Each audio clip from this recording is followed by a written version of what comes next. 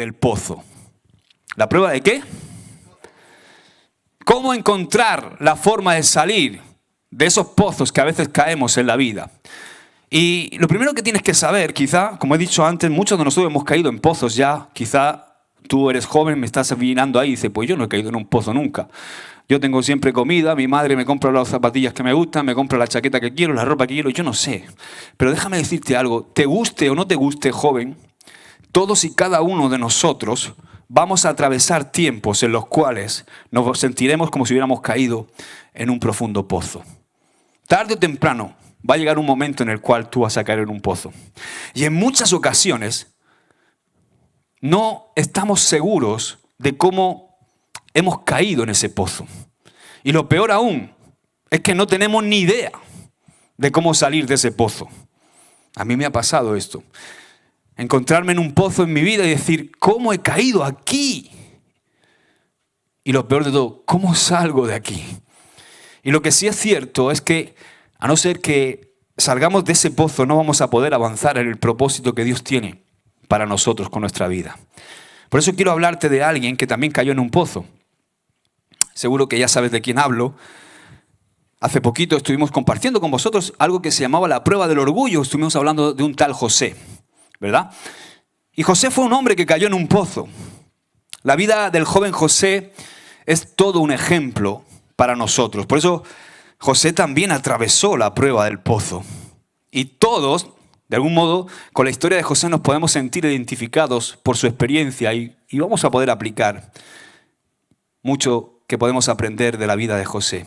Porque esa era literalmente la situación en la que José se encontraba en Génesis 37. Justamente, fíjate que fue después de recibir esos gloriosos sueños de parte de Dios. ¿De quién venían los sueños? Los sueños que José tuvo venían de parte de Dios. Y justamente después de tener esos maravillosos y grandiosos sueños, ese propósito revelado a su vida de lo que él iba a ser, de que todo el mundo se iba a inclinar alrededor de él, incluso su propia familia, cuando él recibe esos sueños, inmediatamente después le sucede esto a renglón seguido. Digamos que hasta ese momento todo en la vida de José parecía que le iba estupendamente. Pero resulta que de repente, sin darse cuenta, sin comerlo ni beberlo, como dice, José se halló en lo profundo de un pozo. De repente, esos sueños de honor, esos sueños de autoridad, esos sueños de propósito, parecían solamente como que hubieran sido una broma en su vida. ¿Y tú te has sentido alguna vez así? Yo me he sentido así. ¿Por qué? Porque a muchos de vosotros, y a mí también, cuando era joven como tú, Dios me embarazó de alguna manera de su propósito, me habló. ¿A cuántos Dios le ha hablado? ¿Solo 3? A muchos de nosotros Dios nos ha hablado, ¿verdad, Enoch? Nos ha hablado, ¿verdad, Jonathan? Nos ha marcado un propósito, nos ha embarazado de lo que Él quiere para nosotros. Igual que a José, a muchos de nosotros Dios nos ha dado sueños. Pero hay momentos en los que cuesta creer que ese propósito se vaya a cumplir. ¿Me ha pasado a mí solo? ¿Sí o no? Sí. Ahora, me quiero detener en qué fue lo que provocó que José terminara en ese pozo. Y no solamente qué fue lo que provocó que José terminara en ese pozo, sino qué lecciones tenía que aprender José antes de poder salir del pozo. Porque al igual que José, es importante para nosotros comprender las lecciones de la prueba del pozo, para que podamos pasar esa prueba y continuar hacia el propósito que Dios tiene con nuestra vida. Desde el punto de vista de José, entrando a analizar lo que pasa en Génesis 37, ahora lo vamos a leer, pero desde el punto de vista de José, probablemente ese día comenzó estupendamente. ¿Por qué lo digo? ¿Por qué digo que comenzó estupendamente? Bueno, si vosotros sabéis, como hablábamos la otra vez que hablamos de José con el tema del orgullo, hacía poquito que José se había presentado delante de su papá Jacob y había dado un parte de lo mal que se comportaban sus hermanos, ¿verdad? Y en ese momento José, yo imagino que él llegó y compartió con su padre, oye, papá, ¿sabes que los hermanos están haciendo esto y han hecho esta picia? Y resulta que una oveja se subió a un árbol y la agarró y luego le dio y le pegó mal y tal. Y empezó a contarle lo mal que hacían sus hermanos o lo resquiciosos que eran o cómo se peleaban entre ellos. Y él contó eso a su padre. Y yo creo que José estaba ahora mismo en una etapa aquí con su padre de que él no sabía bien si lo que él le había contado a su padre lo había recibido. ¿Te ha pasado eso también algunas veces? Quizás hablas con tu pastor y estás hablándole de algo en cuanto al servicio, para servir y tal, y tú no sabes, estás así como indeciso, como diciendo, ¿habrá entendido mi pastor lo que lo habrá pillado? Bueno, los pastores pillamos más de lo que... A veces pillamos más de lo que no nos decís que de lo que nos decís. Pero yo me imagino que José estaba así, en esa relación con su padre. Y de repente, en esa relación, resulta que el pastor te llama. Digo, Jacob llama a su hijo. Y entonces José se presenta delante de Jacob y Jacob le encomienda algo. Quiero que vayas a buscar a tus hermanos y que me des reporte. Oh. O sea, que ya soy el reportero, más dicharachero, de Barrio Sésamo. Ya soy, o sea, él como que se sintió que su padre había aceptado el reporte negativo que había traído de sus hermanos. Claro, mi padre ha visto que yo le traigo el reporte de mis hermanos y ahora resulta que él me va a enviar para ver lo que están haciendo esos sinvergüenzas. Su padre lo envía en una misión que era para ver cómo estaban sus hermanos y cómo estaba el rebaño. Y seguramente José pensó, ahora mismo, en ese momento pensó que sus sueños de alguna manera se estaban comenzando a cumplir. ¡Wow! Ya estoy teniendo responsabilidad. Y además una responsabilidad guay, porque tengo que reportar cómo se están portando estos. Estoy comenzando a liderar a mi familia. Dentro de nada van a estar todos inclinados ante mí. ¿Puede ser que estuviera pensando eso José? No sé si me pillas. Dame la manito que vamos a llegar a donde quiero ir, ¿vale? Ahora, vamos a ver qué sucede. Génesis 37, verso 12. Mira. Dice, poco tiempo después, los hermanos de José fueron hasta Siquem para apacentar los rebaños de su padre. Cuando ya llevaban un buen tiempo allí, Jacob le dijo a José, tus hermanos están en Siquem apacentando las ovejas. Prepárate, porque te enviaré a verlos. Estoy listo, o heme aquí, como dice la Reina Valera, ¿no? Estoy listo para ir, respondió José. Ve a ver cómo están tus hermanos y los rebaños, dijo Jacob. Luego, vuelve aquí y tráeme noticias de ellos. ¿Qué le encomendó? Vuelve aquí y tráeme noticias de ellos. Así que Jacob respondió a José. Y él despidió a José. Y él viajó hasta Siquem desde su casa en el valle de Hebrón. Cuando José llegó a Siquem, un hombre de esa zona lo encontró dando vueltas por el campo. ¿Qué estaba haciendo José? Dando vueltas por el campo. Y el hombre va y le pregunta, ¿qué buscas? Busco a mis hermanos, contestó José. ¿Sabe usted dónde están apacentando sus rebaños? Sí, le dijo el hombre, se han ido de aquí, pero les oí decir, vayamos a Dotán. Bueno, lo primero que me sorprende, cuando me parece algo divertido cuando lo leía, resulta que el joven José fue enviado en una misión por su padre a buscar a sus hermanos y resulta que acaba perdido dando vueltas por el campo. Así son los jóvenes, ¿no? Hoy llego, Aarón me deja que te ponga de ejemplo, ¿no? Hoy llego a la puerta del instituto a recoger a mi hijo Abel, y entonces le digo a Aarón, baja y recoge a tu hermano un poquito antes que tenemos prisa. Ve y su clase es primero D. Ahí se baja Aarón a buscar a su hermano. Hermanos, se ha hecho la hora, han salido todos los autobuses estorbando el coche. Abel ha salido el último. Lo mando para que salga el primero y ha salido el último. Cuando se monta en el coche me dice, si es que claro, he llegado y no estaba la orientadora para preguntarle cuál era la clase de mi hermano. Te he dicho yo 2 veces que es primero D y tu hermano Rubén te ha dicho otras 2 veces que es primero D. Despistados. Así son los jóvenes, ¿verdad? ¿O no? Más despistado que una cabra en un garaje. Y fíjate que a José, porque es que me hace gracia, dice, lo encontró dando vueltas por el campo, pero no fue José que encontró al hombre. El hombre encontró a José dando vueltas. Yo me imagino que estaba soñando por ahí. Sus hermanos le llamaban el soñador. Parece ser que también soñaba despierto este José. ¿No? Bueno, es una pequeña broma. Me llamó la atención y quería comentártelo. No fue él, como he dicho antes, quien encontró al hombre, sino el hombre le encontró al pobre José, ¿verdad? Apenas tenía 17 años. Era muy jovencito. Seguramente se distrajo, no lo sé, con qué se pudo distraer, quizá con sus sueños. Pero independientemente de lo que José estaba soñando en ese momento, lo despistado que José estaba en ese momento, tengo la sensación de que José no imaginaba o no se le pasaba por la cabeza lo que estaba a punto de sucederle. Mira, vamos a seguir leyendo. Leemos, verso 17, mira, o 18, perdón. Cuando los hermanos de José lo vieron acercarse, ¿qué dice? Lo reconocieron de lejos. Mientras llegaba, tramaron un plan para matarlo. Aquí viene el soñador, dijeron. Vamos, matémoslo y tirémoslo en uno de esos pozos. Podemos decirle a nuestro padre, un animal salvaje se lo comió. Entonces veremos en qué quedan sus sueños. Pero cuando Rubén oyó el plan, trató de salvar a José.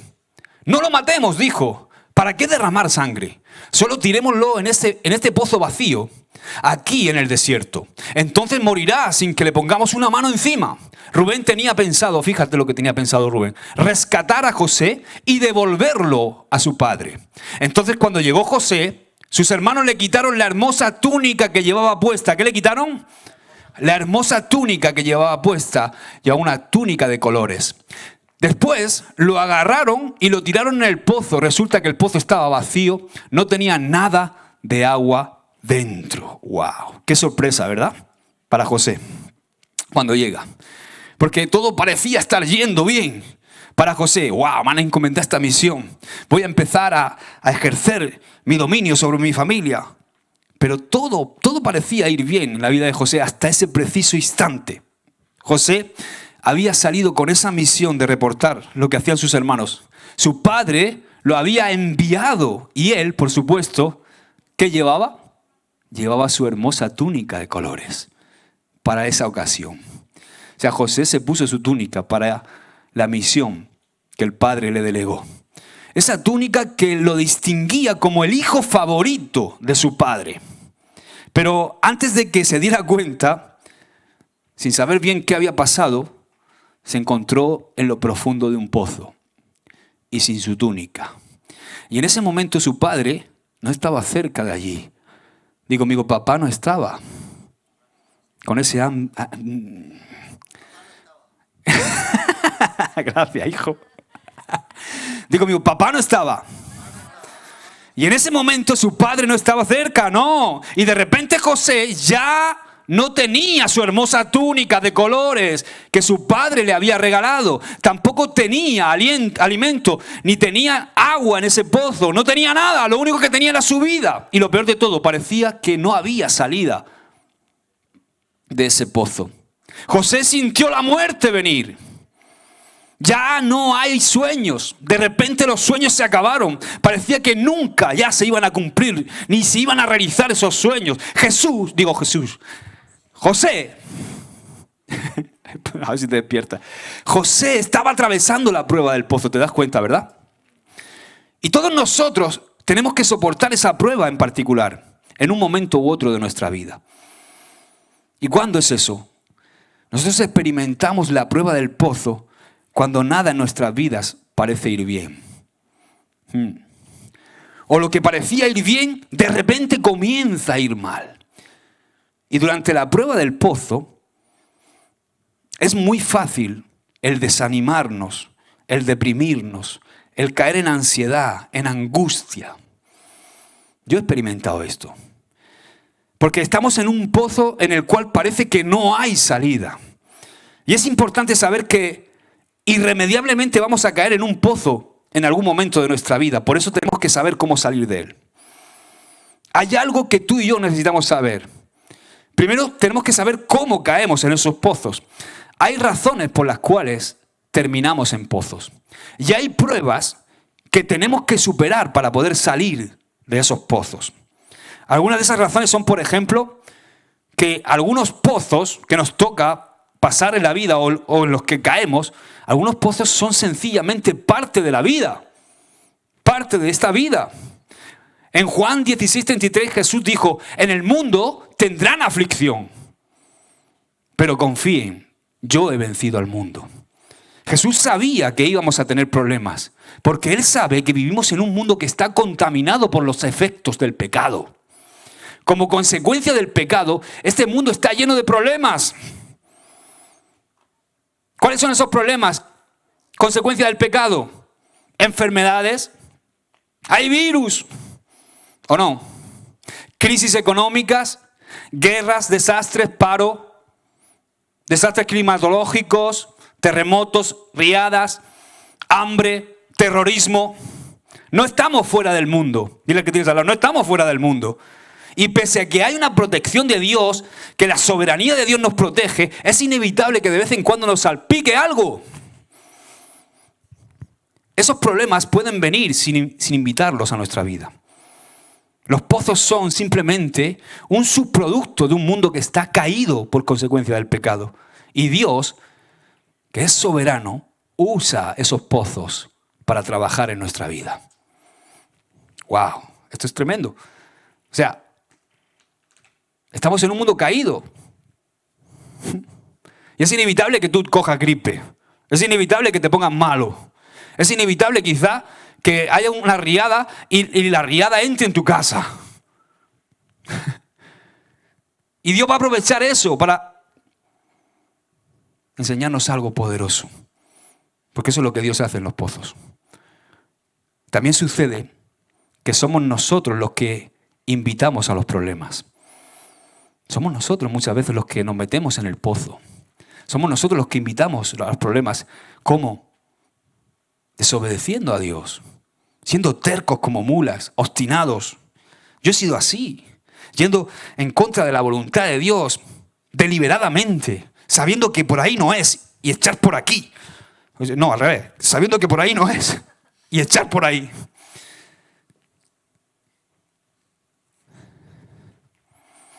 ¿Sabes que fornicar es pecado? ¿Cómo vienes y te quejas al pastor diciendo, he dejado embarazada a una? Pues claro, si estás jugando con fuego. Tú mismo te has metido en ese pozo. Tengo una enfermedad venérea. Tú mismo te has metido en ese pozo. Eres tú. A veces los pozos vienen sin querer, sin invitarlos, pero otras veces los buscamos nosotros con nuestra desobediencia a Dios. Así que, de un modo u otro, los problemas, tarde o temprano, llegarán a nuestra vida. Mientras estemos en esta tierra, pasaremos algunas dificultades y vamos a pasar momentos desafiantes en nuestra vida. Y con frecuencia, cuando nos encontramos en un pozo, creemos, escucha bien, creemos que nosotros tenemos poco que ver con la razón que nos ha hecho caer en ese pozo. En muchas ocasiones nosotros creemos que no tenemos nada que ver en las razones que nos han hecho caer en ese pozo. Sin embargo, si miramos en nuestro interior, en muchas ocasiones vamos a descubrir que nosotros hemos jugado una parte muy importante para acabar en ese pozo. Pero nos pasa eso.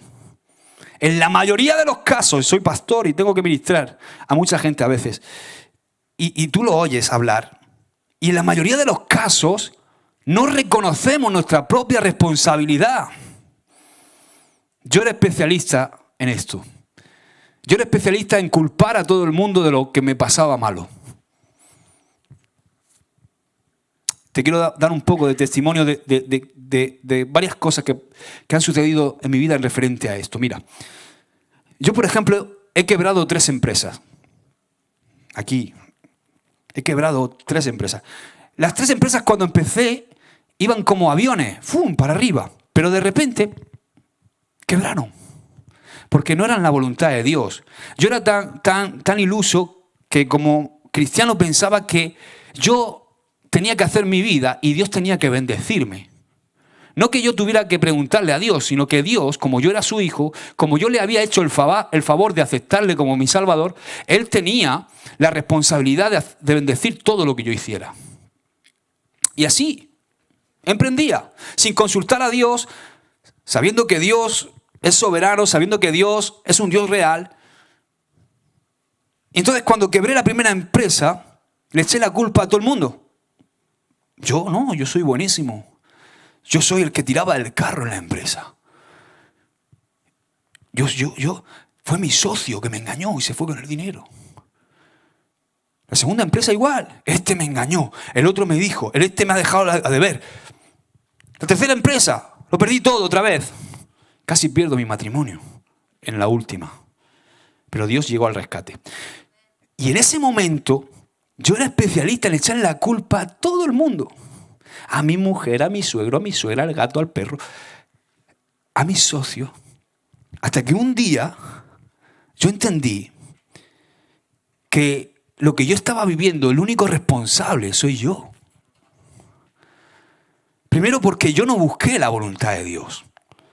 Segundo, porque nadie me puso una pistola en el pecho para que yo me asociara con ese hombre que no era cristiano. Ni con el otro, que tampoco era cristiano.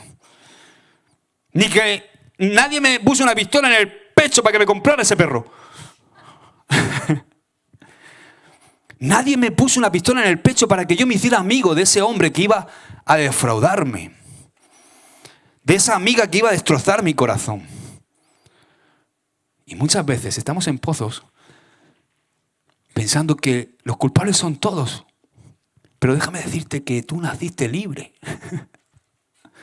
Y que tú eres el mayor responsable de lo que estás viviendo hoy día. Es muy importante que descubramos eso. En los tiempos difíciles es mucho más sencillo echar la culpa a otros que detenernos a evaluarnos a nosotros mismos con atención y con firmeza y con honestidad, siendo honestos con nosotros. Y esto es vital. Esto tienes que entenderlo. Esto es vital para que tú puedas avanzar en el propósito de Dios. Poder evaluarnos y reconocer nuestro error. Y no solamente reconocer nuestro error, sino llegar a ese momento de arrepentirnos, de asumir nuestra responsabilidad y arrepentirnos delante de Dios. Porque ese arrepentimiento es algo poderoso en nuestra vida. Es liberador.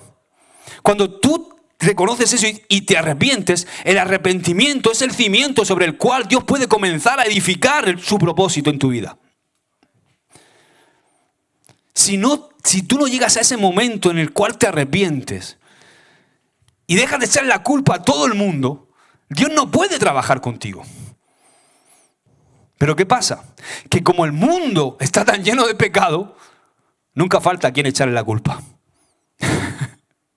En los tiempos difíciles es mucho más fácil culpar a otros que evaluarnos a nosotros mismos con atención y con firmeza y siendo honestos con nosotros mismos. Y tenemos que hacer eso. Hermanos, esto para mí fue liberador. Porque yo me pasaba la vida echando la culpa de todo lo que me pasaba en mi vida, a todo el mundo, hasta que me di cuenta de que yo soy el que toma las decisiones. Yo soy el que elige la bendición o la maldición en mi vida. Yo soy el que elige optar por el camino y por la voluntad que Dios tiene para mí y el propósito que Dios tiene para mí, o hacer mi propia voluntad. Hoy día es muy popular adoptar una mentalidad de víctima. Yo lo veo continuamente. Esa mentalidad de víctima, de culpar a los demás por nuestros problemas. Cuando pasamos por un tiempo difícil, es fácil culpar de nuestro problema o fracaso. Y yo veo como muchos, cuando hablo con algunos, es que mi padre, es que mi mujer, es que mi marido, es que mi jefe, es que mi profesor, es que mis compañeros me hacían bullying. Escúchame, es que mi tío me abusó. Y no, mira, no quiero parecer duro, ni quiero parecer insensible, pero escúchame algo. Si tus padres te rechazaron cuando eras un bebé, o te abusaron de pequeño, o te hicieron bullying, o se murió un ser querido, o lo que haya pasado en tu vida, que haya sido una tragedia, de verdad, te digo que lo siento mucho. Pero es tiempo de dejar eso atrás. Y es tiempo de hacer algo con tu vida. Tienes que salir de ese pozo. Hay un chico que conozco hace muchísimos años. Y es un hombre con una proyección que podría haber servido al Señor. Pero siempre que hablo con él está en el mismo kilómetro. Con ese victimismo, es que a mí, en el año 1984, Dios mío, estamos en el 2020, vamos a entrar. Tienes que salir de ese pozo. ¿Te dolió? Ya lo sé que te dolió. Claro que te dolió. Pero es tiempo de que hagas algo. Es tiempo de hacer algo con tu vida. Entiéndeme, porque esto que te estoy tratando de comunicar es algo muy importante, joven. Si alguna vez caes en un pozo o si ahora mismo estás en un pozo, para que tú puedas proseguir hacia el propósito que Dios tiene con tu vida. Como víctima, creyéndonos merecedores de algo y sin asumir responsabilidad, es imposible proseguir en el propósito que Dios tiene para nosotros. Es imposible salir del pozo. Es imposible si no soltamos y superamos eso. Escucha, aun cuando los pecados de los demás, escúchame bien, porque hay situaciones en nuestra vida que son consecuencia del pecado quizá de mi padre, o quizá de mi madre, o quizá de mi abuelo, de mi tío, de quien sea. Seguramente tú puedes estar en una situación que no la has buscado tú y quizá es una consecuencia de que mi padre me abandonó, mi madre me dejó, y quizás estás en ese pozo por consecuencia del pecado de otro. Tú no has sido el causante y estás en un pozo. Pero tú, solamente tú eres el único que puedes hacer algo. Tú solamente eres el único responsable de seguir adelante, de decidir salir de ese pozo, confiando y poniendo nuestra fe en Dios. Pon tu fe en Él. Avanza. Nunca vamos a salir del pozo hasta que decidamos dejar de culpar a otros de las dificultades que estamos atravesando. Dejemos de culpar, perdonemos y sigamos adelante. Suelta el lastre.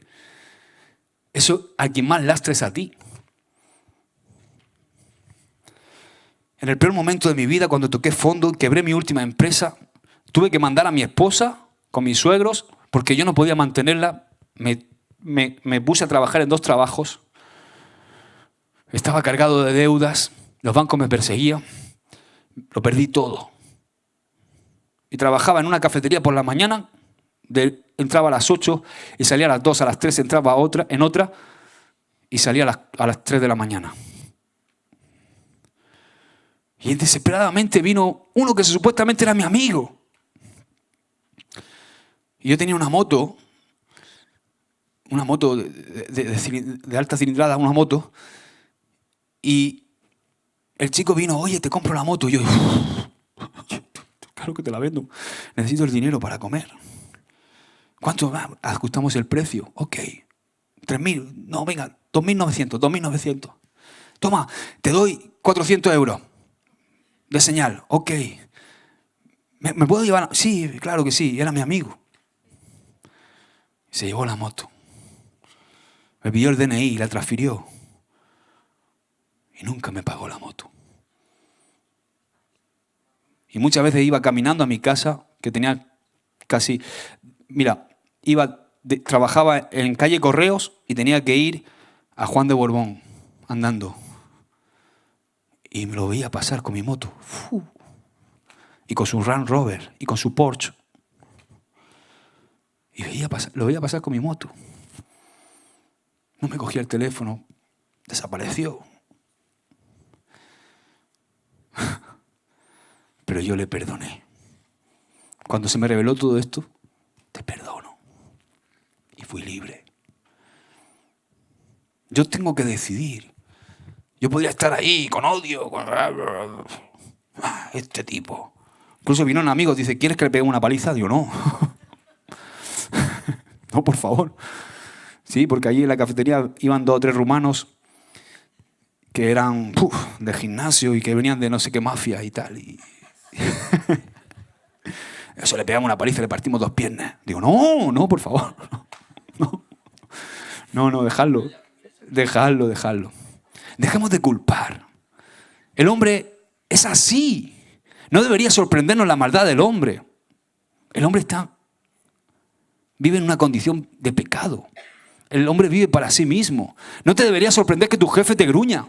No te debería sorprender que la gente actúe así en tu vida. Porque no han nacido de nuevo. No conocen a Dios. El pecar es su vida. Te va a traicionar tarde o temprano. Así que suelta el lastre que te impide salir del pozo. Porque ese lastre es demasiado pesado para volar y Dios quiere que tú vueles. José tenía el contexto perfecto, ¿verdad?, para desarrollar esa mentalidad de víctima. José podía pensar, yo no he hecho nada. Si yo solamente estoy tratando de obedecer la instrucción de mi padre y mis hermanos me han lanzado a un pozo. Yo no he hecho nada, ¿verdad? Y sabemos que sus hermanos lo hicieron por envidia. La Biblia habla claramente y dice que sus hermanos le tenían envidia, y no solamente envidia, sino que lo odiaban, dice el texto de Génesis 37. Por eso lo más fácil era culpar a los hermanos de José de todo lo que estaba pasando con José en el pozo, ¿a que sí? Para José, lo más sencillo hubiera sido enfocarse únicamente en los pecados de sus hermanos y no echar un vistazo a su propio pecado, porque José tenía orgullo. Es cierto que los hermanos de José tenían una actitud malvada y que esa actitud fue la que provocó que sus hermanos le arrojaran al pozo. Pero José también tenía una actitud pecaminosa, una actitud que contribuyó al problema. José tenía orgullo, tenía una actitud orgullosa. Dice en Génesis 37 y 18, mira, así llegan algunos. Ahí está José con su túnica. Así llegan algunos a ministrar. Con su guitarra. O con su Biblia. Que parece que han llegado con su túnica. Dice, cuando ellos lo vieron de lejos y antes que se les acercara, tramaron contra él para matarlo. Piensa por un instante. ¿Cómo suponemos que ellos pudieron ver a José desde una distancia tan grande? Claro, fue por la túnica de colores. Estoy seguro que a José le encantaba esa túnica de colores. Y además le encantaba ponérsela. Y no solamente le encantaba ponérsela, sino le encantaba ponérsela especialmente delante de sus hermanos mayores. ¿Sabes por qué? Porque su padre le había dado esa túnica de muchos colores en señal de su favor. Un favor por encima del de sus hermanos. Y entonces para José era algo, me la tengo que poner. Y puedo entender que esa túnica fuera especial para José. Pero sabemos que José tenía un problema con el orgullo. Y estoy casi convencido al 100% que cuando se ponía esa túnica lo hacía con una actitud orgullosa. Y esto hacía crecer la envidia y hacía crecer el odio de sus hermanos hacia él, ¿o no? Entendamos que los hermanos de José estaban en el desierto, cuidando ovejas y trabajando duro para su padre. ¿Qué estaban haciendo los hermanos? Estaban trabajando para su padre. Y de repente, a más de 1,5 kilómetros, dicen los historiadores, a más de 1,5 kilómetros, comienzan a ver esa túnica acercándose, de colores vivos hacia ellos. Yo me imagino que comenzaron a enfurecerse conforme se iba acercando. Y más si José estaba siempre presumiendo delante de ellos con la túnica y contándole sus sueños. Imagino que José siempre, de alguna manera, proyectaba esa actitud, ¿no? Yo soy el favorito de papá. Soy el mejor. Soy el que mejor canta. Soy el que mejor tañe. El que mejor toca. Soy el que mejor predica. Soy mejor que vosotros. Esta túnica lo corrobora, que yo soy mejor que vosotros. Yo creo que esa era la actitud de José. Si lo pensamos, ¿por qué estaban los hermanos de José juntos trabajando en el desierto a un montón de kilómetros mientras José se quedaba en casita con papá? Porque era el mimado de papá. Algunos comentarios bíblicos creen que Jacob tuvo que separar a sus hijos porque los hermanos de José odiaban muchísimo a José. Y esos mismos comentaristas que hablan de este odio defienden el pensamiento de que, y esto es muy interesante, escúchame, te va a gustar, defienden el pensamiento de que Jacob envió a José con sus hermanos con la esperanza de que se reconciliaran. No era tanto que José trajera un reporte de cómo estaban trabajando o lo que estaban haciendo sus hermanos. O sea, Jacob no lo envió tanto con eso, aunque eso fue el pretexto.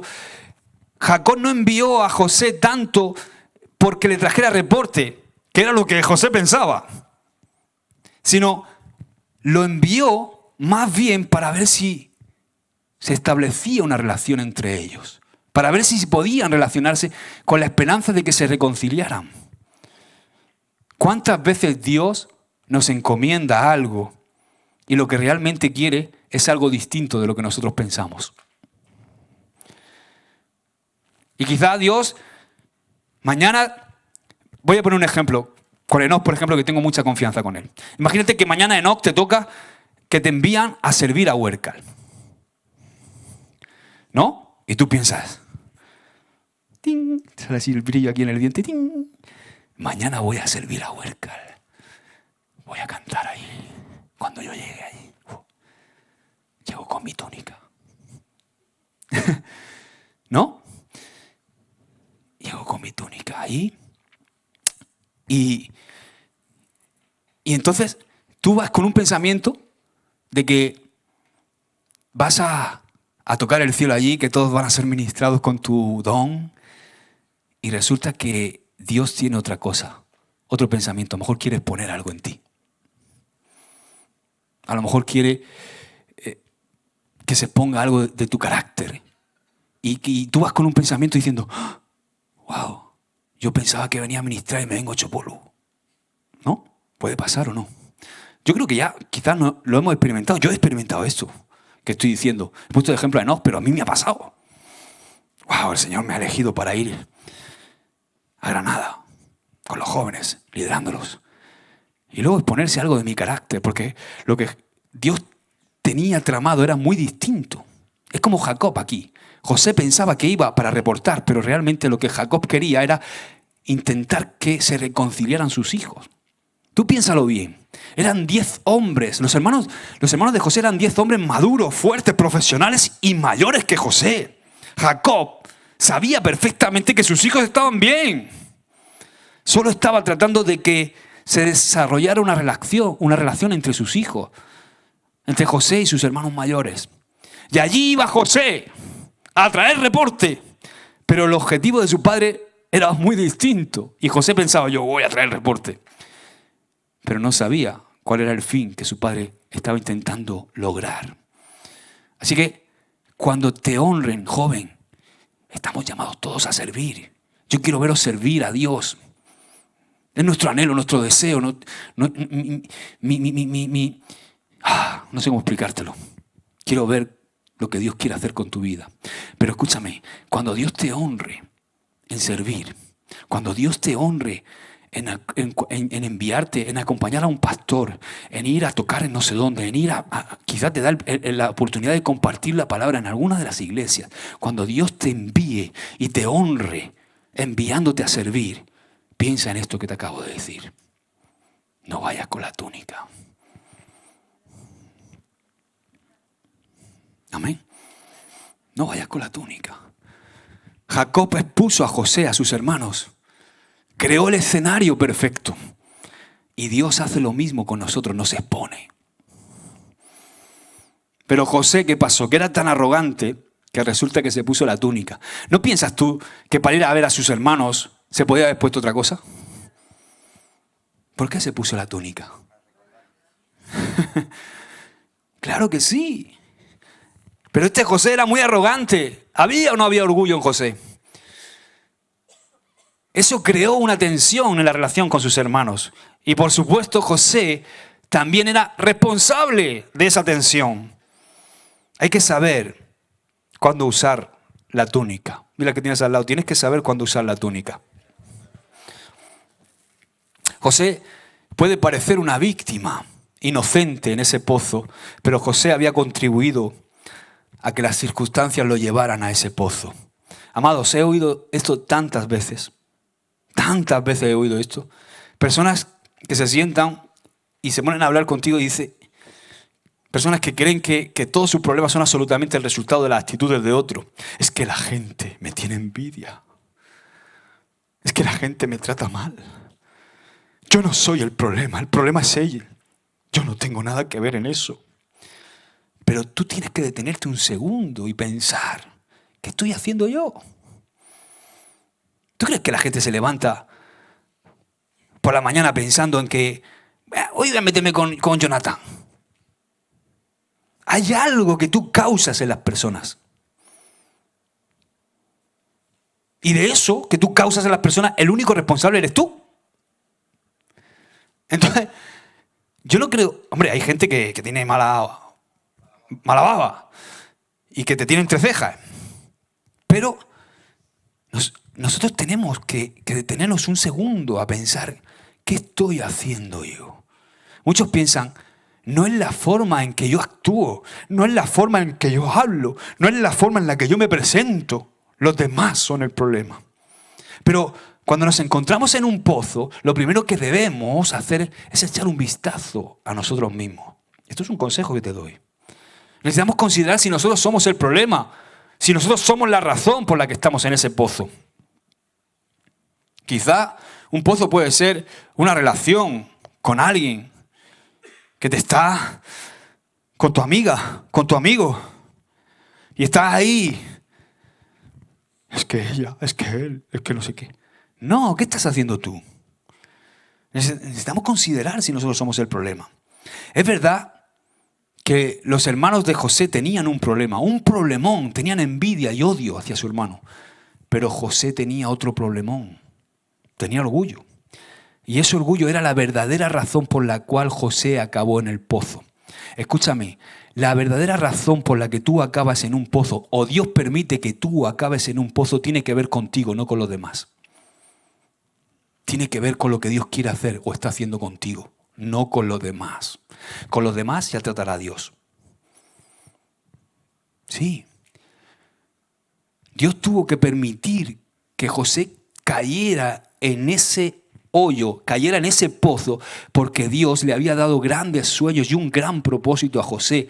Sueños y propósitos que José no podía llevar a cabo con orgullo.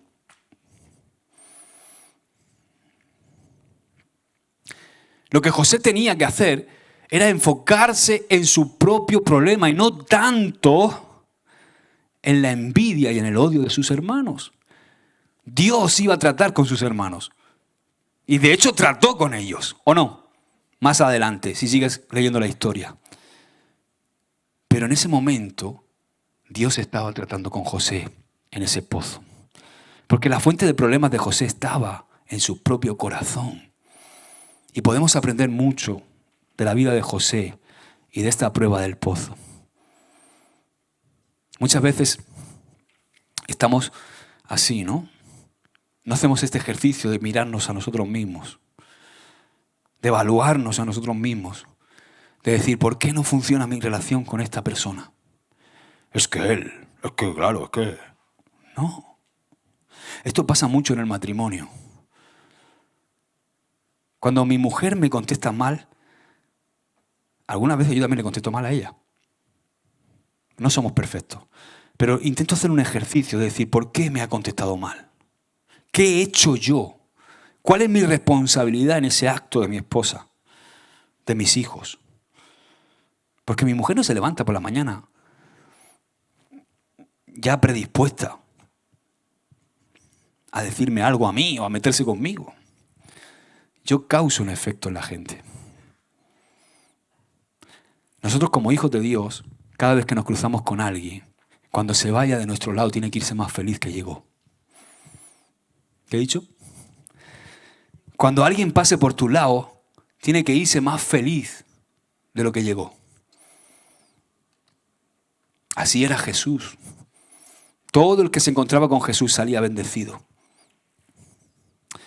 José era un hijo que gozaba del favor de su padre, ¿o no?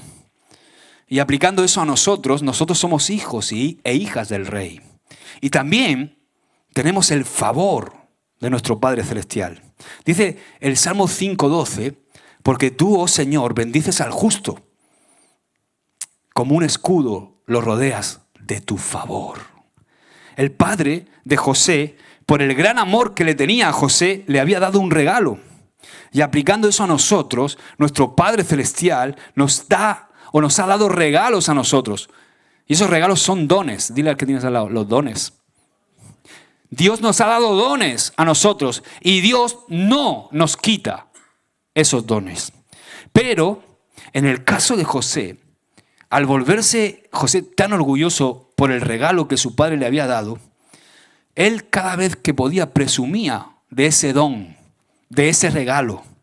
José de alguna manera comenzó a hallar su identidad en el don. Comenzó a hallar su identidad en el regalo que lo identificaba como el hijo favorito, en lugar de hallar su identidad en la relación con su padre que lo hacía ser el hijo favorito. Y seguro que ya estás aplicándola a tu vida, ¿verdad? Como resultado, ¿qué pasó? Que José.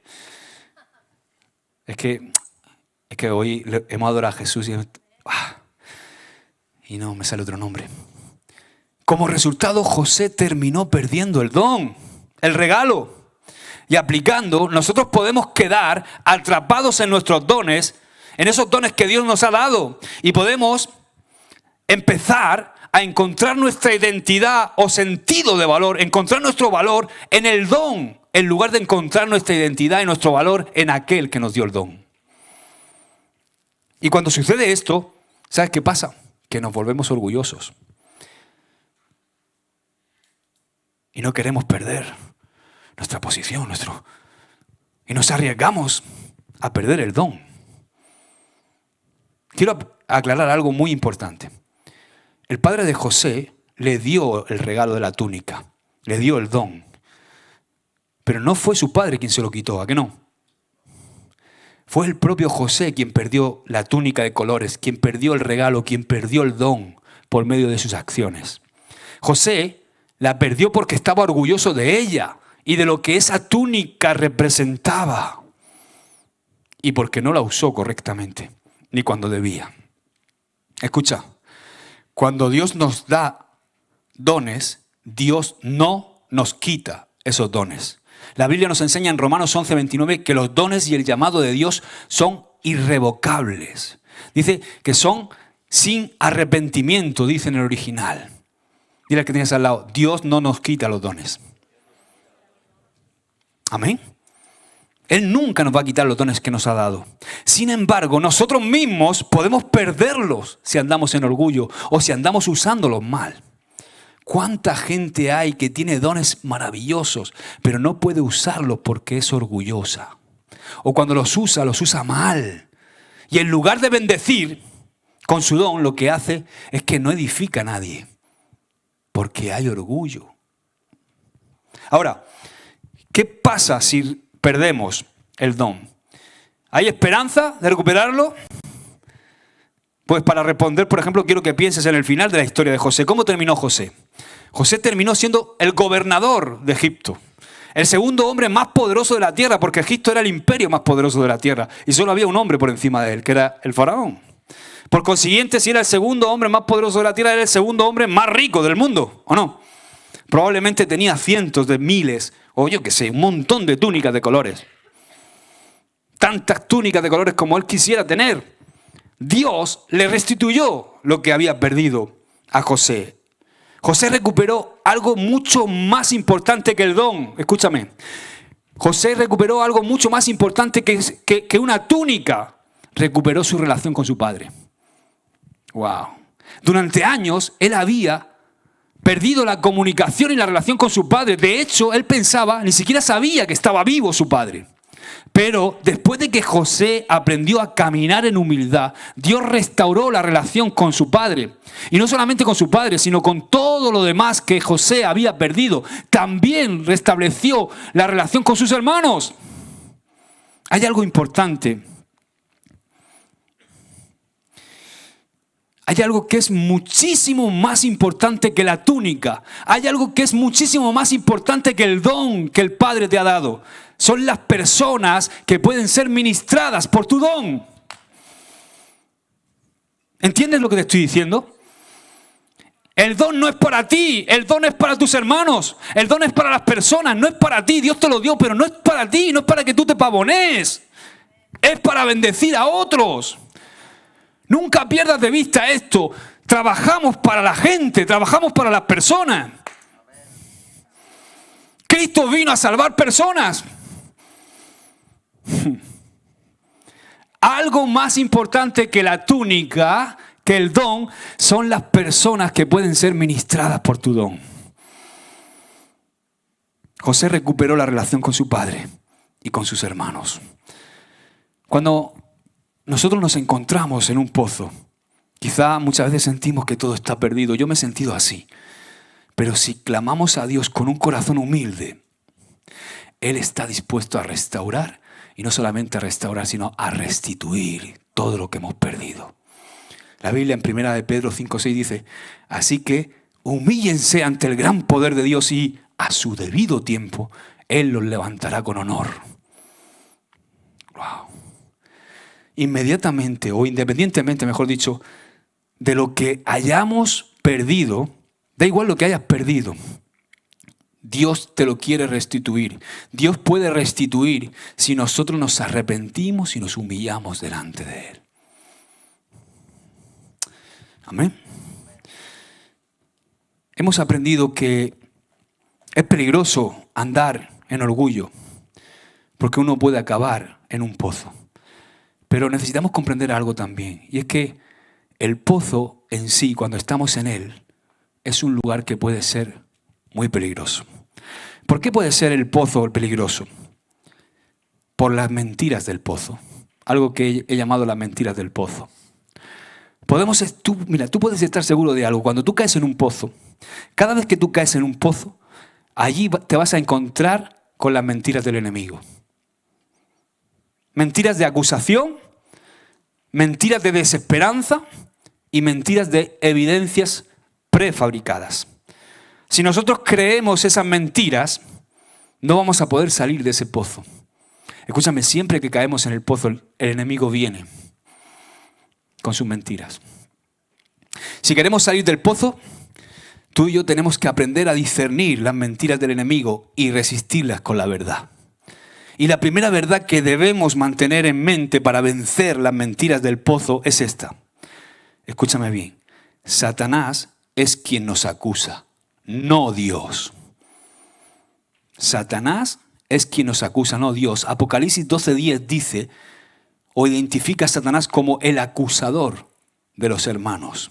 Así que, escúchame, cada vez que tengas un pensamiento acusador, tienes que saber que proviene del enemigo. Es importante comprender esto porque cuando caemos en el pozo, el diablo inmediatamente empieza a acusarnos. Satanás introduce en nuestra mente pensamientos como, por ejemplo, ¿ves? No eres bueno. Si fueras bueno, no estarías en ese pozo. Además, no sirves para nada. Nunca vas a hacer nada bueno para Dios. Nunca vas a poder servirle a Dios. Tú no vales para esto. Nunca vas a enderezar tu vida. Nunca vas a enderezar tu relación con esa persona. Nunca vas a enderezar tu matrimonio. Cada vez que escuches un pensamiento como este en tu mente, recuérdate a ti mismo la fuente de donde proviene y recházalo. Es Satanás quien nos acusa. No es Dios quien nos acusa. Y si se nos ha ordenado algo en la Biblia, es que nos sometamos a Dios. En Santiago 4:7 dice, sométanse a Dios y resistan al diablo. Eso es lo que tenemos que hacer. Someternos a Dios y resistir al enemigo.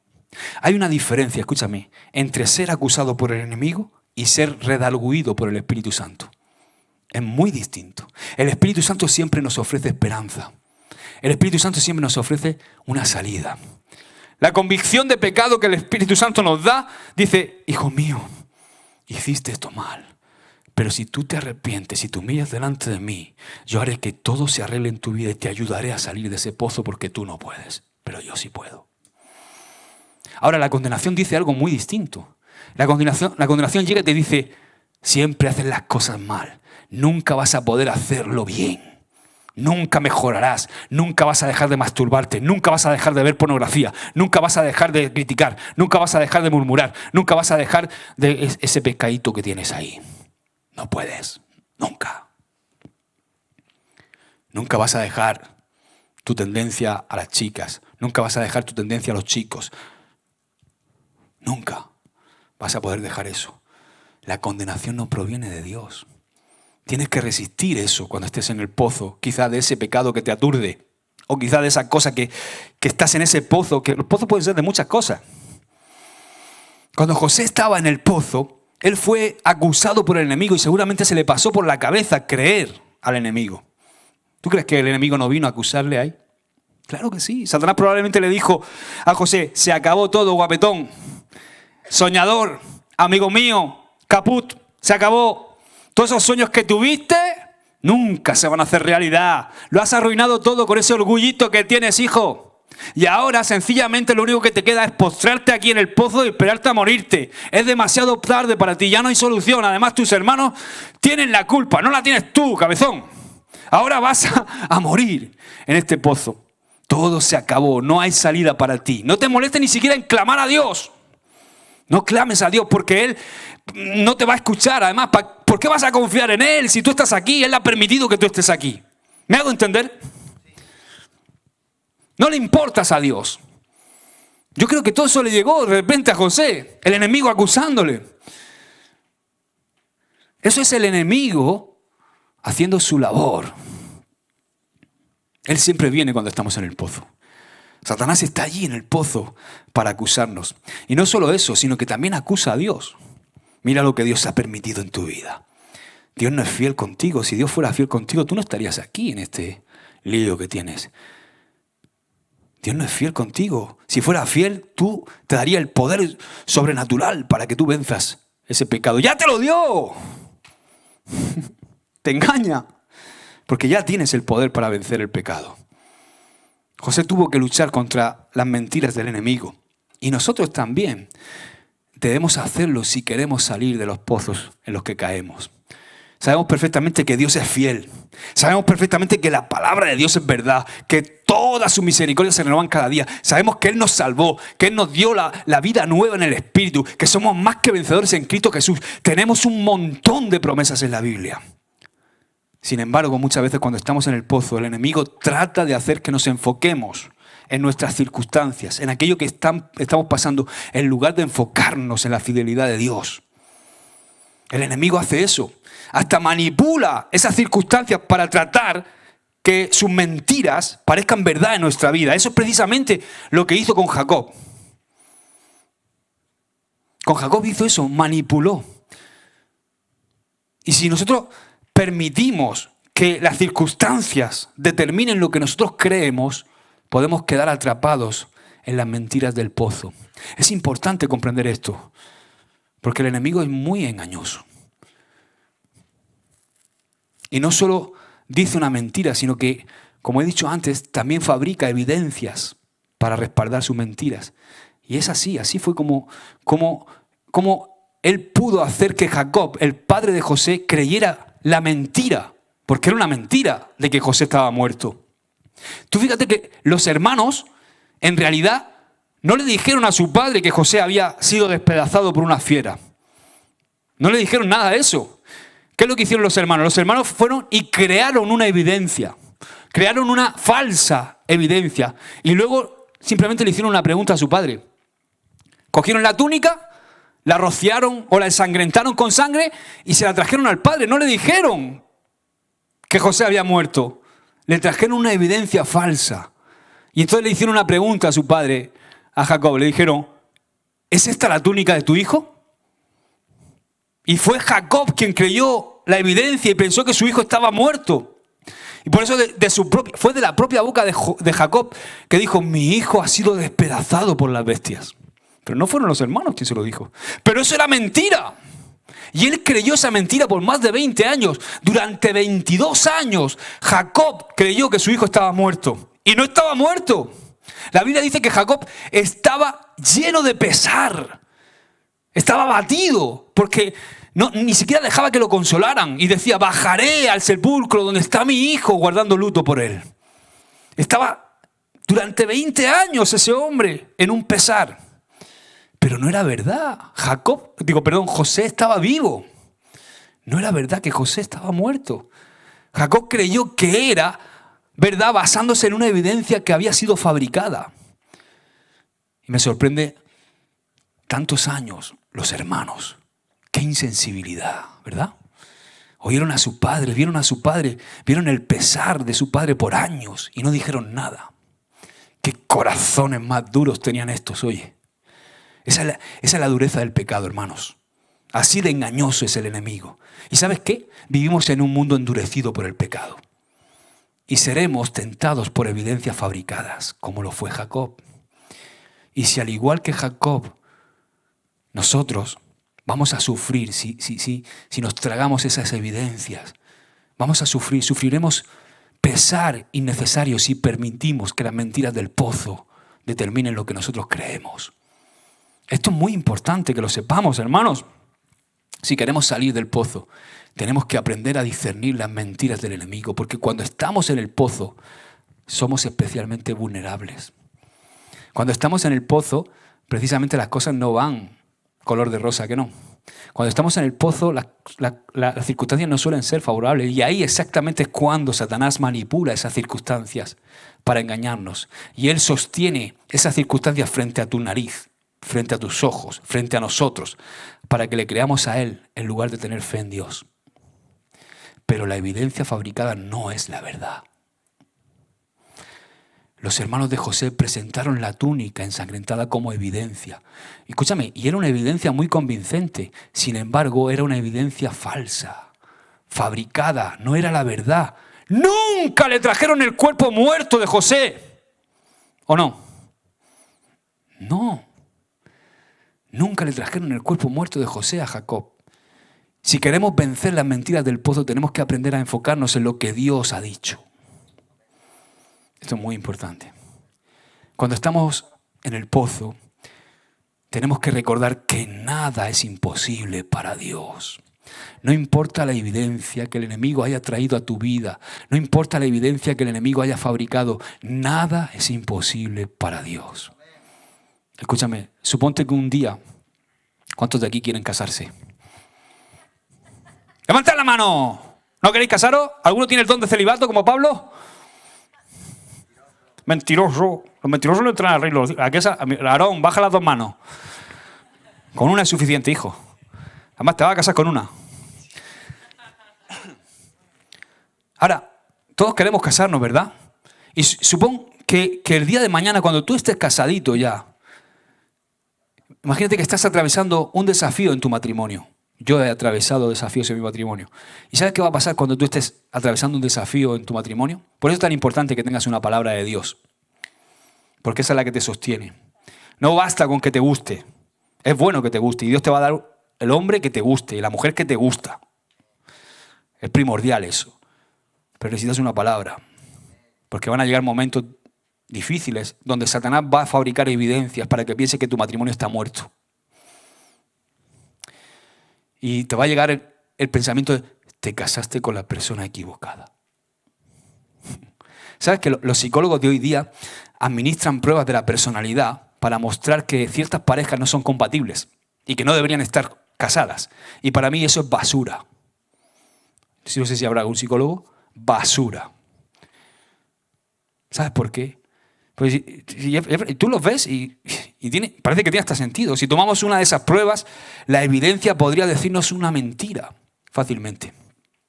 Podríamos ver los resultados de esa prueba y decir, vaya, madre mía, soy totalmente opuesto a mi mujer. Soy lo opuesto a Ruth. Creo que me he casado con la persona equivocada. Pues claro que soy lo opuesto a Ruth. Claro que soy lo opuesto a mi esposa. ¿Tú te imaginas estar casado con alguien como tú? Yo me volvería loco si estuviera casado con alguien como yo. De hecho, no sé cómo mi mujer me aguanta. Pero escúchame, Porque aquí es donde tenemos que aplicar la verdad de Dios. Esto llegará a tu vida, todos vais a casaros. Escúchame, la verdad de Dios es la que tienes que aplicar aquí, porque la verdad de Dios es que cuando Él une a dos personas que son opuestas, Dios hace algo hermoso, algo precioso. Porque ellos juntos pueden parecerse a Jesús. Y esa es la obra maravillosa que Dios hace. Que resulta que yo soy de una manera, yo nací de una manera en mi naturaleza humana. Y Ruth nació de otra manera. Y nosotros permaneciéramos en esa manera, nos hubiéramos tirado de los pelos ya, pero vamos, hace ya tiempo que mi mujer me hubiera mandado con mi madre. Yo a ella no, pero ella a mí sí. No me hubiera aguantado. Pero ¿qué pasa? Que Dios, aquella mujer que es opuesta a mí, Dios la hizo nacer de nuevo y me hizo nacer de nuevo a mí. Y me dio un carácter que es el carácter de Cristo. Y nos unió en una sola carne. Y los dos podemos manifestar el carácter de Cristo. Y ahí somos compatibles 100%. Amén. Dios hace algo hermoso. Porque juntos podemos parecernos a Jesús. Y ese es el plan de Dios para el matrimonio. Ese es el plan de Dios para el matrimonio. Y entonces Dios empieza a trabajar en un matrimonio y empieza a pulir los filos para que juntos podamos parecernos cada vez más a Jesús y servir juntos a Dios. Pero, digo conmigo, pero cuando esos filos comienzan a manifestarse, las cosas se ponen feas. Ese primer día, cuando salgas por el pasillo, te encuentres los calzoncillos de tu marido. Ahí. Recién casaico. Y te encuentras eso ahí. O viene de jugar al fútbol y se quita los calcetines.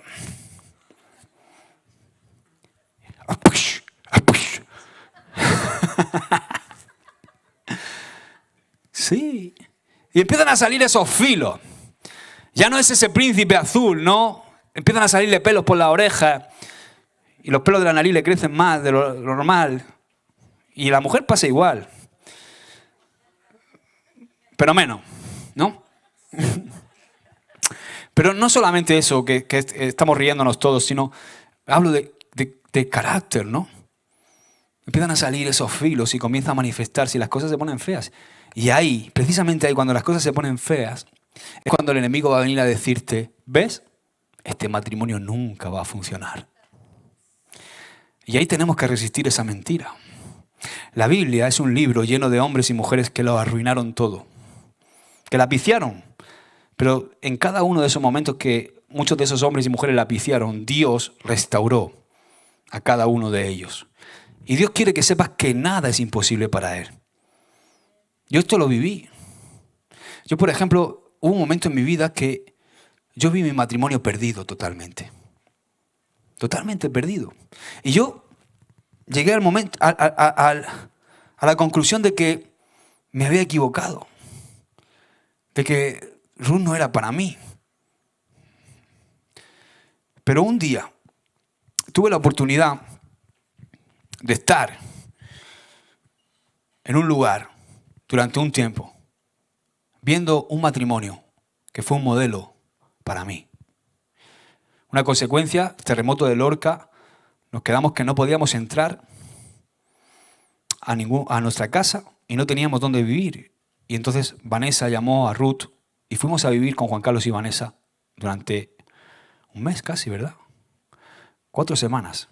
Y sabes, escúchame, tú puedes invitar a alguien un fin de semana a tu casa y disimular, ¿no? Y que parezca que que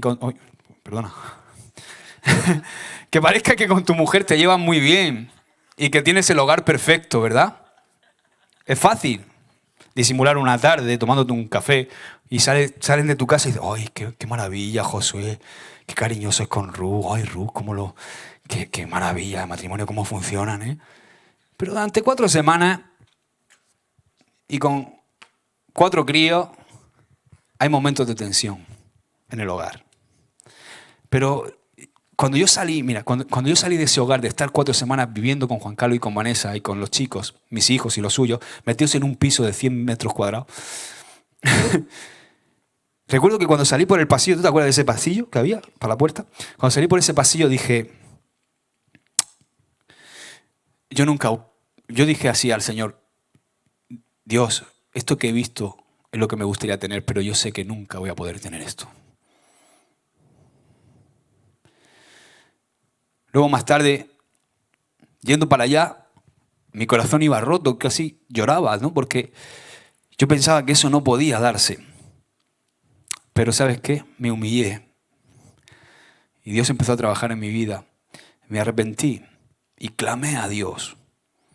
Y hoy tengo un matrimonio que no es perfecto, pero Dios ha restaurado nuestro matrimonio. Y todavía me llevan unos cuantos años de ventaja el pastor Juan Carlos y Vanessa, pero nosotros vamos por ahí detrás, intentando seguir el camino y el propósito que Dios tiene con nuestra vida. Así que Dios es capaz de restaurar cualquier cosa. No lo dudes.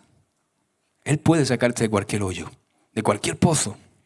Mientras tengamos vida, nunca es demasiado tarde para clamar a Dios. No importan las evidencias que Él fabrique. No importa en qué pozo nos encontremos. Si clamamos, Dios puede arreglarlo. ¿Sabes? Es ese clamor por ayuda a Dios. Ese es el verdadero propósito del pozo. Ese es el verdadero propósito por el cual Dios nos deja que caigamos en pozos. Y ya para terminar quiero poner, mira, un ejemplo de otro personaje. Escúchame, porque vas a ver el propósito del pozo. Quiero poner el ejemplo de otro personaje que lo arruinó todo y que también fue echado en otro pozo. Me refiero a Jonás. Me refiero al bueno de Jonás. Mira, Dios tenía un propósito enorme en mente para Jonás. Dios le había dado una tarea impresionante. Le había dado ni más ni menos que le había delegado salvar a toda una ciudad, más de 200.000 personas. ¿Tú te imaginas, ¿No, Ronald? Que tu ministerio sea salvar a 200.000 personas. ¡Wow! Pues ese fue el ministerio, el servicio que Dios le delegó a Jonás. Dios le había dado una tarea de salvar a toda una ciudad, pero cuando Dios le ordenó ir a Nínive, que era la ciudad, Jonás decidió ir en la dirección opuesta. Y esta es siempre la peor de las decisiones si eres hijo de Dios. Te lo digo por experiencia. Esto provocó que Jonás acabara en la versión marítima de un pozo, en el estómago de aquel gran pez. Pero dice en Jonás 2:1-2, fíjate, entonces Jonás oró al Señor su Dios desde el vientre del pez y dijo, en mi angustia clamé al Señor y Él me respondió. Desde el seno del Seol pedí auxilio y tú escuchaste mi voz. Seol, desde el seno del Seol. Seol es sencillamente una palabra del Antiguo Testamento que en hebreo significa el pozo. Jonás clamó desde el fondo de la barriga, del vientre de ese pez, clamó desde el fondo de ese pozo. No debería quizás sorprendernos que Jonás terminara en el fondo de ese pozo, ¿verdad? Jonás la había liado gorda, había arruinado todo lo que Dios le había mandado y ordenado. Y Dios le había dado a Jonás, como he dicho antes, una tarea muy importante. Y Jonás básicamente lo que hizo fue, no quiero hacerlo, me niego a hacerlo. Y huyó de los planes de Dios y del propósito de Dios. Y como resultado de huir del propósito de Dios, terminó en el Seol, en un pozo. Y yo me imagino a Dios ahí, diciéndole, Jonás, a Nínive. Y Jonás, salir para allá. No, Señor, para allá. Ok, Jonás, nos vemos en Nínive. Así es Dios con tu vida. Tú puedes decirle, Dios te dice, para allá. Y tú dices, no, para acá, ok, nos vemos allí. Porque Dios es así. Y tú puedes coger el camino recto o el camino del pozo. Y hacer tu entrada triunfal en Nínive como lo hizo Jonás, vomitado por una ballena. Allí llegó. Vengo a salvaros. Quitándose las babas del pez. Escúchame. Jonás huyó de los planes y del propósito de Dios y como resultado acabó en el Seol, en un pozo.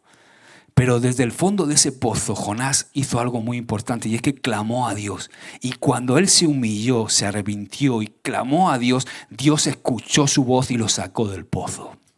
Ese es el propósito del pozo. O sea, el propósito del pozo es que nosotros lleguemos a clamar a Dios. El propósito del pozo es que nosotros lleguemos a esa situación en la cual ya no nos quede nada más que clamar a Dios. Digamos que el propósito del pozo es ponernos en un lugar tan lejano que no podemos salir de allí por nuestras propias fuerzas. En un lugar donde no podemos hacer nada por nosotros mismos. Y entonces solamente nos queda una cosa que hacer, que es humillarnos y clamar a Dios. Como dice el pastor Radamel, Dios sabe cómo hacerse necesario en nuestra vida. Y no importa en qué pozo estemos, aún si quizá el pozo, como hemos dicho, lo hayamos cavado nosotros mismos, Dios puede sacarnos de ese pozo. ¿Sabes? Para Dios no es difícil sacarnos del pozo. Además, Él se deleita en sacar a sus hijos del pozo. No importa cuál sea la situación. Yo, por ejemplo, he llegado a estar en varios pozos a la vez. He estado en un pozo en mi matrimonio, he estado en un pozo en mi economía, he estado en un pozo de trabajo. Yo era pocero. Pero de todos ellos me ha sacado el Señor.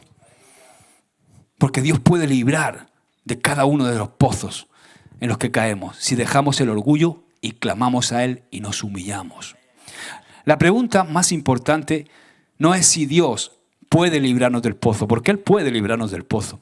La pregunta más importante es si nosotros vamos a humillarnos y a clamar a Él. O si por el contrario, sencillamente vamos a seguir quejándonos, murmurando y reclamándole a Dios.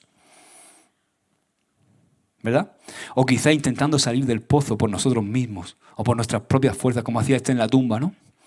Muchas veces yo me he dado cuenta que eso que nosotros llamamos oración, en vez de oración es queja. Yo oigo oraciones que digo yo, madre mía. Y nosotros creemos que es oración, pero en realidad es queja, es murmuración, es reproche, es reclamación de todo lo que nos está pasando y todo lo que no nos gusta. Y estoy seguro que José estuvo tentado a reclamar y a quejarse cuando estaba en el pozo. Yo me imagino, cuando José cayó al pozo al principio, me lo imagino ahí dentro de ese pozo, mirando hacia arriba, viendo que sus hermanos se alejaban, dejando de oír sus voces a lo lejos y empezando a dar vueltas en el pozo. Y yo me imagino que ahí empezó José a decir, Dios, ¿pero por qué has permitido que esto me pase a mí? Pero es que no sabes quién soy. Si yo soy buenísimo, si yo soy el hijo favorito de mi padre, si yo tenía el don, tenía el regalo que hacía ver que yo era el favorito, pero ¿cómo yo estoy aquí, Señor? Pero si yo tenía un montón de sueños, si yo soy el hombre del momento, yo soy el hombre que iba a enseñorearse sobre mi casa, sobre mis padres, sobre mis hermanos, y yo soy el que tiene el gran propósito, el gran destino. No puedo creer que tú, Señor, permitas que esto me suceda a mí. Queja. Estoy segurísimo que José empezó así. Sin embargo, escúchame, en algún momento, en ese pozo, José cambió. En algún instante, José cambió la queja por clamor y el orgullo por humillación. Estoy seguro de ello. ¿Sabes por qué lo sé? Lo sé porque salió del pozo y no murió allí. Porque el pozo cambió a José. Di conmigo, los pozos nos cambian. Y José a partir de ahí tuvo que enfrentar más pruebas en su vida. ¿Cuántos sabéis que enfrentó más pruebas o no? Dificilísimas. Pruebas muy difíciles. Pero me ministra algo de José. Y es que desde ese momento, desde que él salió del pozo, comenzó a hacer lo correcto cada vez y en cada una de sus tentaciones. Es sorprendente ver cuántas veces fue tentado José e hizo lo correcto siempre que fue tentado. Algo le sucedió a José en ese pozo. En algún momento del pozo José se hizo responsable de sus propios pecados, se hizo responsable de sus faltas. Yo me lo imagino que José clamó con verdadera humildad. Yo creo que se arrodilló delante de Dios y dijo, Dios, perdóname. Necesito que me perdones. He sido un orgulloso, un arrogante. Te pido que me perdones. Cambia mi corazón. cuando José hizo eso, es cuando la situación de José comenzó a cambiar. Y aunque aparentemente él seguía en el pozo, las circunstancias comenzaron a alinearse en dirección a su propósito. Y fue primero su hermano Judá. Y Judá tuvo la idea de vender a José, los comerciantes madianitas, en lugar de dejarlo morir en el pozo. Empezó todo a alinearse. Y estos madianitas lo llevaron a Egipto y lo vendieron a Potifar como esclavo. Y quizás esto podía parecer, quizás no parecía una gran alternativa comparada con el pozo, ¿verdad? Ser vendido como un esclavo. Pero era mucho mejor que la muerte que le esperaba en el pozo, ¿a que sí? Y mucho antes de que José fuera lanzado en el pozo, Dios ya tenía un plan específico para sacarlo y llevarlo hacia su propósito. Cuando José clamó a Dios, Dios empezó a obrar a través de esa situación, la de ser vendido como esclavo a Egipto, porque la situación de ser vendido como esclavo a Egipto llevó a José un paso más cerca de su propósito. Y lo que los hermanos de José hicieron para causarle daño, Dios resulta que lo usó para su propio bien y para cumplir el propósito en su vida. De hecho, si tú lees en Génesis 50:20, el propio José reconoció que todo lo que le había pasado había sido ni más ni menos que la mano de Dios para cumplir el propósito. Amén. Dios siempre tiene un plan, joven. No importa en qué pozos estemos. Dios tiene un plan para sacarnos de ese pozo. Y si buscamos a Dios, clamamos a Él y nos humillamos, Él nos va a sacar. Él lo dio todo por nosotros. De hecho, Jesús bajó al pozo de la muerte, bajó al pozo de la tumba y estuvo 3 días en la tumba de Arimatea, de José de Arimatea, para que nosotros no tengamos que caer en esos pozos. Podemos vivir una vida libres de caer en esos pozos si aplicamos esta medicina a nuestra vida. Amén. Ponte de pie.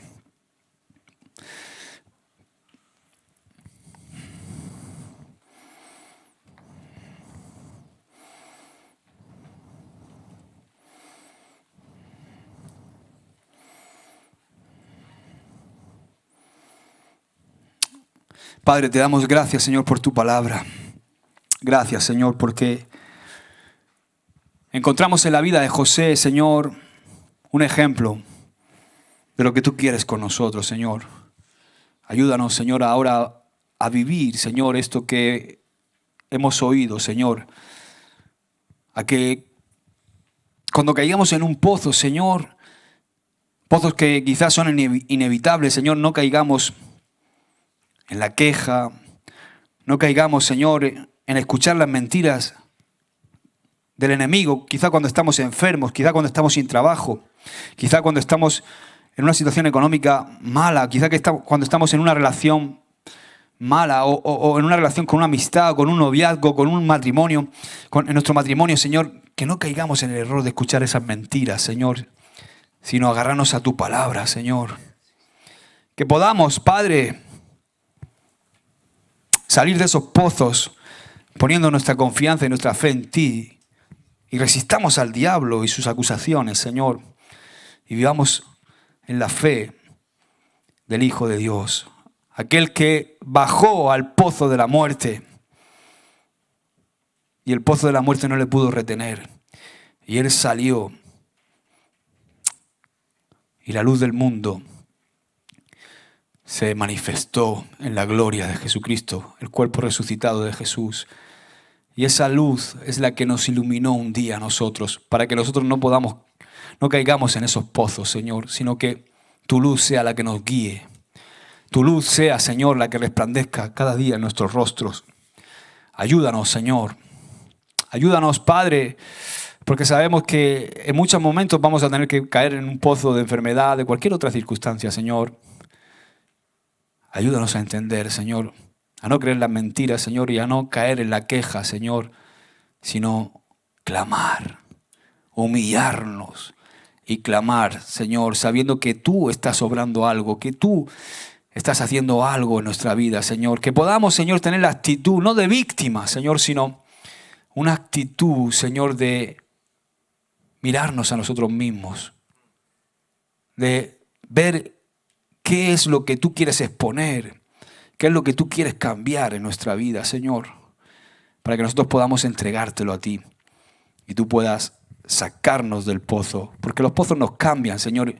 Pozos son circunstancias que tú utilizas para imprimir carácter en nuestra vida, Señor, para enseñarnos grandes lecciones, Señor. Gracias por la palabra, por tu Biblia, Señor, por la vida de José. Gracias, Padre. En el nombre de Jesús bendigo a tus hijos y te doy gracias por ellos. Y gracias por la oportunidad de poder compartir con mis hermanos, Señor. En el nombre de Jesús. Amén. Amén. Muy bien, Dios te bendiga.